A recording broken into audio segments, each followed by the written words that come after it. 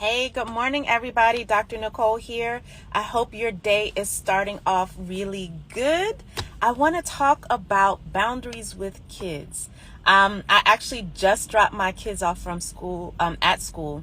So I said, let me pull over because I had a discussion in the car with them about boundaries. And we are talking about boundaries everywhere, right? In business, in work, in our marriage, in our relationships. But are we really starting where we need to start, which is teaching boundaries and actually talking about it with our kids? So what made me have this discussion? So every morning, whether it's me or sometimes my husband will take the kids to school. But when I'm in the car with them, I am talking a lot about different topics.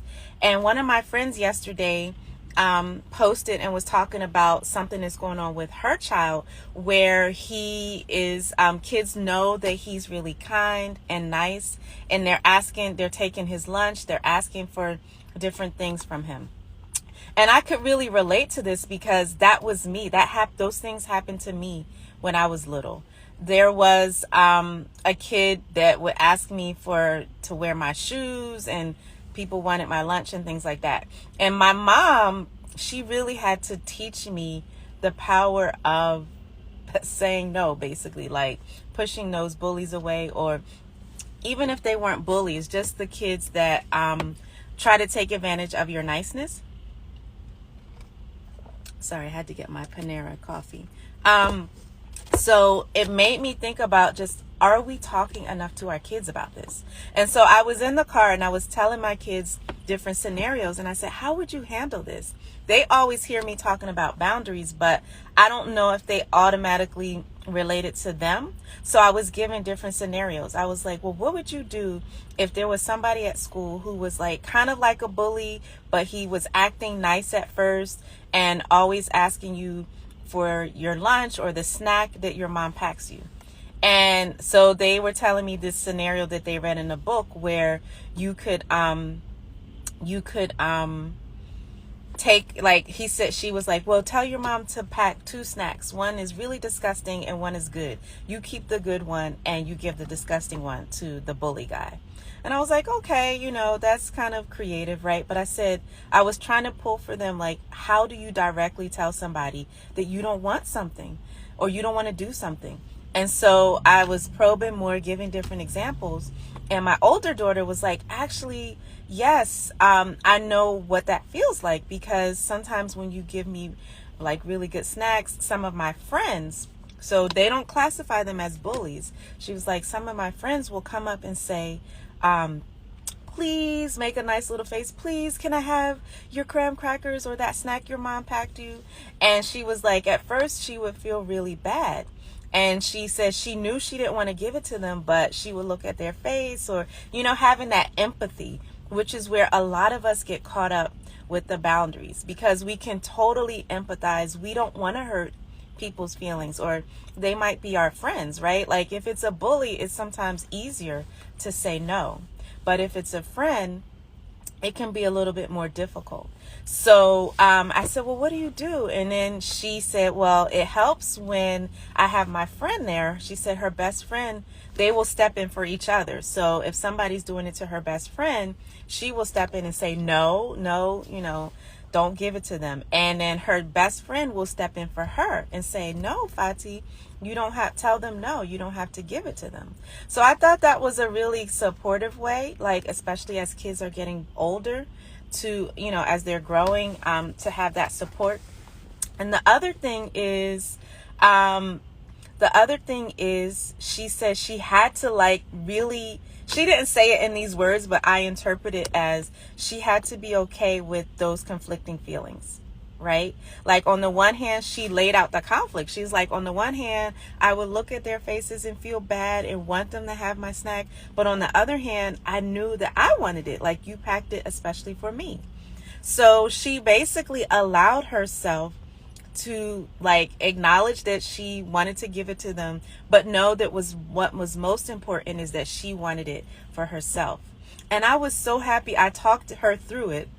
And I was like, I really love that, because you can still have empathy for other people, but it doesn't mean that you have to give up yourself, right? Like if you're only coming from the place of empathy, like you're feeling bad every time for somebody, and then you're never allowing yourself to give you what you want or need, then you're going to end up being mad and resentful, right?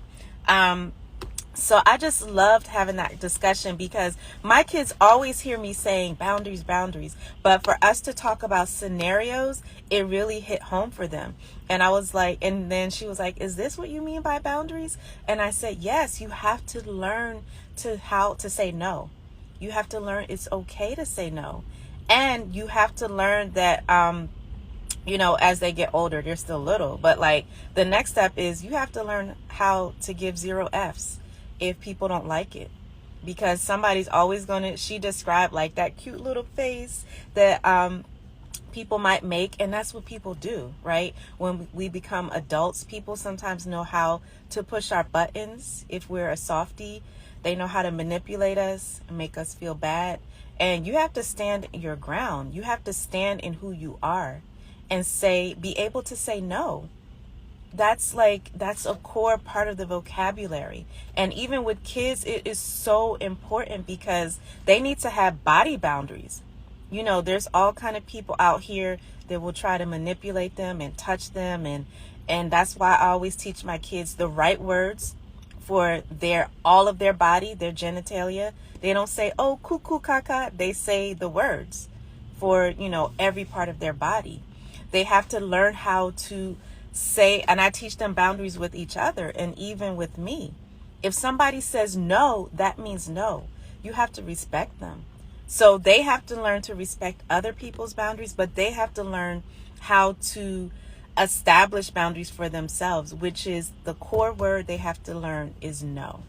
So I was just so happy that we had this conversation in the car this morning, and it was brought up, like I said, because one of my friends was going through this with her kid. And it happens a lot, like especially as they're getting, before middle school and tweens and stuff like that. They have to learn to navigate, and they have to learn that they can say no even to their friends.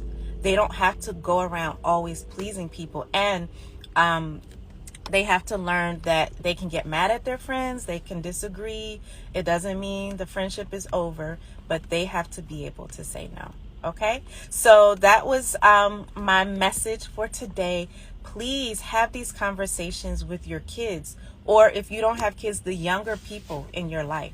Especially, it could be different for girls and boys, but girls are really socialized.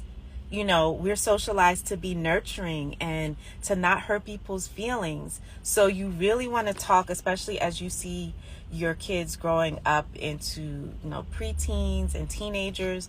These are things that you have to talk to them about a lot. Okay. So I hope you have a wonderful day. I just loved that conversation I had with my kids, and I wanted to share it with you. All right. So remember, always have boundaries for yourself, and teach the young people, your own kids or the other kids that you have influence over, how to be able to say no and stand up for themselves. All right. Have a great weekend.